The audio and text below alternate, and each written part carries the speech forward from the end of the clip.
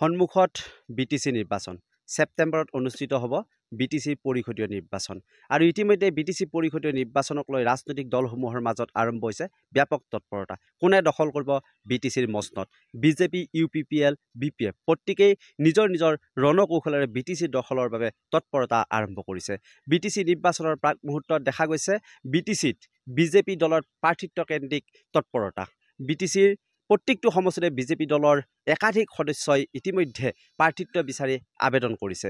BTCৰ ননৈচাৰপাং পৰিষদীয় সমষ্টিটো দেখা গৈছে ব্যাপক তৎপৰতা প্ৰত্যেকটো ৰাজনৈতিক দলৰ মাজত ইতিমধ্যে BTC ননৈচাৰপাং পৰিষদীয় সমষ্টি আছে বিজেপিৰ পাৰিষদ বিজেপিৰ এগৰাকী কাৰ্যবাহী পাৰিষদ এই সমষ্টিটোৰ পৰা প্ৰতিনিধিত্ব কৰি আছে ইয়াৰ পিছতো কিন্তু এই সমষ্টিটোৰ বিজেপি দখললৈ পুনৰ নিবৰ বাবে কেইবাগৰাকী কাৰ্যকৰ্তাই বিজেপি দলৰ দলীয় প্ৰাৰ্থিত্ব বিচাৰি ইতিমধ্যে আবেদন কৰিছে আমি পোনপটীয়াকৈ যাব বিচাৰিছো এগৰাকী এই ননৈচাৰপাং সমষ্টিৰ বিজেপি দলৰ এগৰাকী জ্যেষ্ঠ কাৰ্যকৰ্তাৰ ওচৰলৈ যিগৰাকী কাৰ্যকৰ্তাই ইতিমধ্যে বিজেপি দলৰ পৰা প্ৰাৰ্থিত্ব বিচাৰি আবেদন কৰিছে আৰু ইতিমধ্যে তেখেতে প্ৰাৰ্থিত্ব বিচাৰাৰ সমান্তৰালকৈ এই অঞ্চলৰ ৰাইজৰ মাজত সোমাই পৰিছে তেওঁ প্ৰাৰ্থিত্ব যদি পায় তেতিয়াহ'লে তেওঁ কি ইস্যু লৈ ৰাইজৰ মাজত প্ৰৱেশ কৰিব আমি গোটেই কথাখিনি তেওঁৰ জানিম তেওঁৰ মনৰ কথা আমি জানিম আমি যাব বিচাৰিছো এই ননৈচাৰপাং সমষ্টিৰ বিজেপি দলৰ এগৰাকী জ্যেষ্ঠ কাৰ্যকৰ্তা দীপক নায়ক তেখেত বিজেপিৰ এগৰাকী জ্যেষ্ঠ কাৰ্যকৰ্তা হোৱাৰ উপৰি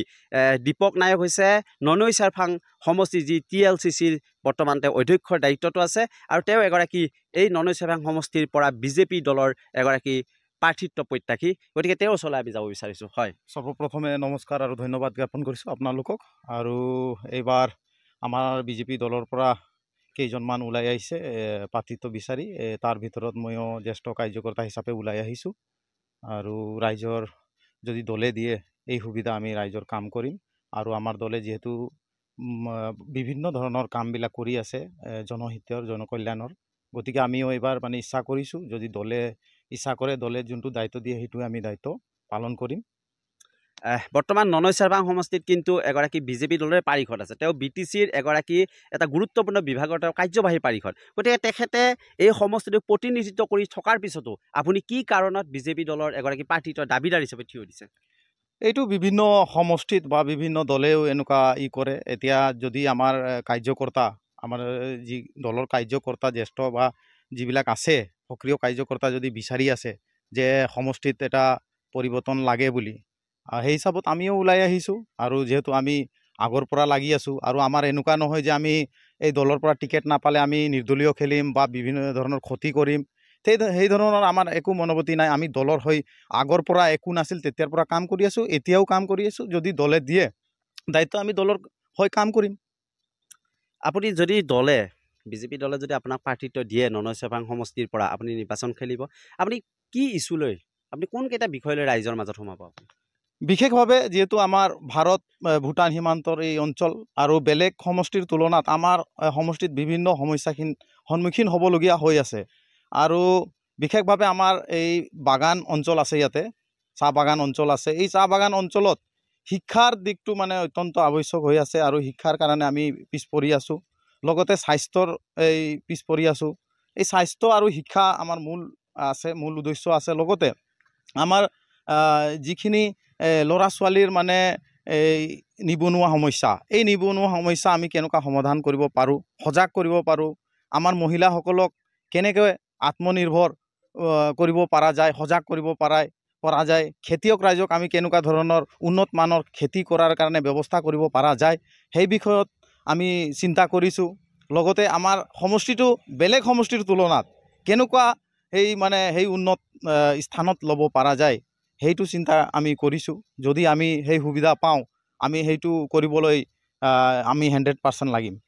5 বছৰ আপোনালোকে এই সমষ্টিটোত প্ৰতিনিধিত্ব কৰিছে আপোনাৰ দলৰ EM এগৰাকীয়ে প্ৰতিনিধিত্ব কৰিছে তাৰপিছত আপুনি ভাবে নেকি যে EM গৰাকীয়ে এই সমষ্টিৰ যিখিনি প্ৰধান সমস্যা সেই সমস্যাখিনি মানে সমাধান কৰাত বা এই সমষ্টিটোৰ উন্নয়নৰ ক্ষেত্ৰত কৰবাত কিবা এটা যেন থাকি গৈছে আপুনি হেনেকুৱা অনুভৱ হয় নেকি হয় তেখেতৰ কাম কৰিছে আমি কৈছোঁ কিন্তু কিছুমান কাম থাকি গৈছে এইবিলাক কাম আৰু কৰিবলগীয়া আছে যাতে আমাৰ এই তলৰ শিক্ষাটো আমি বেসিক যোনটো এডুকেশ্যন লেভেলটো কিন্তু আমি সেই নিচিনা কৰিব পৰা নাই আমিও দুখিত এইটো কাৰণে কিন্তু আৰু কৰিবলগীয়া বহুতখিনি আছে তেখেতেও কৰিছে আমি এইটো নকওঁ যে কৰা নাই কিন্তু কৰিবলগীয়া আৰু থাকি গৈছে সেই কামটো আমি কৰিম এতিয়া সংস্কৃত কৰিবলৈ আমিতো এডুকেশ্যন হওঁ, কিন্তু আমি যোনটো এডুকেশ্যন পাওঁ এই এডুকেশ্যন হৈ সাফল্য হৈ আছে নেকি আমাৰ সমষ্টিৰ কাৰণে বা নিজৰ আমাৰ সমষ্টিৰ কাৰণে লগতে ঘৰৰ কাৰণে বা পৰিয়ালৰ কাৰণে এইটো আমাৰ গুণগত হৈ আছে জানো? আমি ডিগ্ৰী MA BA চব কৰি আছোঁ, কিন্তু আজিৰ তাৰিখত আমি দেখিবলৈ পাইছোঁ ল'ৰা ছোৱালীয়ে ছাত্ৰ ছাত্ৰীসকলে মানে মান ব্যৱহাৰ এইবিলাকৰ ক্ষেত্ৰত মানে পিছ পৰি আছে। যাতে আমাৰ ল'ৰা ছোৱালীবিলাক সংস্কৃত হওক, সকলোকে মানি চলক, মান সন্মান, ডাঙৰক জ্যেষ্ঠক সন্মান কৰক, আৰু এই ধৰণৰ চলিলে যাতে আমাৰ উন্নতি হোৱা বুলি আমি ক'ব পাৰোঁ। কিন্তু এই ক্ষেত্ৰত আমি পিছ পৰি আছোঁ, আৰু ইয়াৰ মূল বিষয়টো হ'ল আমাৰ বেছিক যোনটো ফাউণ্ডেশ্যন লেভেলটো শিক্ষাৰ ক্ষেত্ৰত আমি আপ লেভেলত যিমান যি কৰিলেও আমাৰ কিন্তু প্ৰাৰম্ভিক যোনটো আমাৰ শিক্ষা ব্যৱস্থা আছে এই শিক্ষা ব্যৱস্থাটো আমি যদি ভাল কৰোঁ, সজাগ কৰোঁ আমাৰ গাৰ্জেনসকলক, আমাৰ যি ৰাইজক, এই ৰাইজক যদি সজাগ কৰি যাওঁ তেতিয়াহ'লে আৰু কিছুমান আমাৰ উন্নতি হ'ব সমষ্টিখন। আৰু মূলতঃ আমাৰ সজাগতাৰ অভাৱ হৈছে, এই অভাৱৰ কাৰণে আমি পিছ পৰি আছোঁ। মানে দলে যদি আপোনাক প্ৰাৰ্থিত্ব দিয়ে, আপোনাক যদি ননৈ চেৰপাং সমষ্টিত যদি আপোনাক নিৰ্বাচন ক্ষেত্ৰত যদি BJP দলে এটা সুযোগ দিয়ে, তেতিয়াহ'লে আপুনি কোন দুটা সমস্যাক আপুনি অগ্ৰাধিকাৰ দিব এই সমষ্টিটোৰ পৰা? যিহেতু এইটো এটা অনগ্ৰসৰ সমষ্টি, বহুত সমস্যা জৰ্জৰিত হৈ আছে, এই সমস্যাৰে ভাৰাক্ৰান্ত হৈ আছে এই সমষ্টিটো। আপুনি মাত্ৰ দুটা সমস্যা, যি দুটা সমস্যাক লৈ আপুনি আগন্তুক সময়ত এই ননৈ চেৰপাং সমষ্টিটো পুনৰুজ্জীৱিত কৰাৰ চেষ্টা কৰিব পাৰে, এই দুটা সমস্যা আপুনি? আমাৰ মূল সমস্যাটো শিক্ষা মই দিম, কিয়নো শিক্ষাৰ অভাৱৰ কাৰণে বিভিন্ন সমস্যা। মূল শিক্ষাটো যদি আমি ষ্ট্ৰং কৰিব পাৰোঁ তেতিয়াহ'লে আমাৰ সমস্যাখিনি দূৰ হ'ব বুলি মই ভাবোঁ। লগতে আমাৰ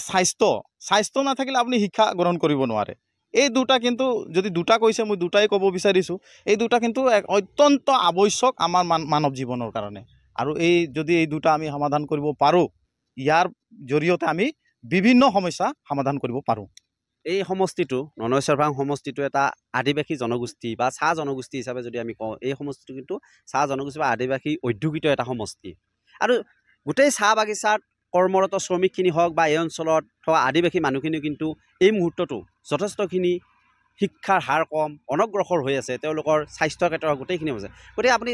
এই চাহ বাগিচাৰ এই যিখিনি শ্ৰমিক, তেওঁলোকক লৈ আপোনাৰ কিবা সপোন আছে নেকি? হয়, চাহ বাগিচা যিহেতু বৃহৎ অঞ্চল, আমাৰ ইয়াতে মোটামুটি 7টা-8টা বাগান আমাৰ ইয়াতে পৰে। গতিকে এই চাহ বাগানত আমি চবতকৈ পিছপৰা মানে সমাজ দেখা পাওঁ। এই সমাজটো কেনেকুৱা আমি উঠাই আনিম। আৰু মই নিজে এজন চাহ বাগানৰ ল'ৰা, মই লাইনতে থাকোঁ, আৰু মই ভালকৈ জানো কি অৱস্থাত আছে তেখেতসকলৰ, সমাজ ব্যৱস্থা কি আছে, ঘৰৰ অৱস্থা কি আছে।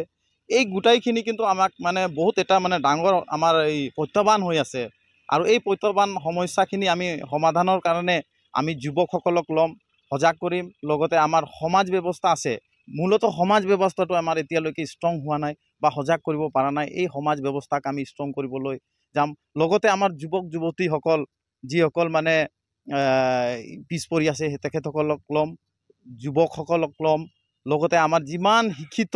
আমাৰ বিশেষভাৱে আমাৰ কি এটা ড্ৰপ আপ মানে ষ্টুডেণ্ট বহুত আছে। আমাৰ বাগান এৰিয়াত বিশেষভাৱে ড্ৰপ আপ ষ্টুডেণ্টটো বহুত যথেষ্ট আছে। এইবিলাকক কেনেকুৱা সমাধান কৰি সিহঁতক শিক্ষাৰ এটা স্থান দিয়া যায়, মান সন্মান দিয়া যাব, সেইটো এটা আমি সমাধান কাৰণে আমি কিন্তু যদি এই সুবিধা পাওঁ আমি সেইটো কৰিম।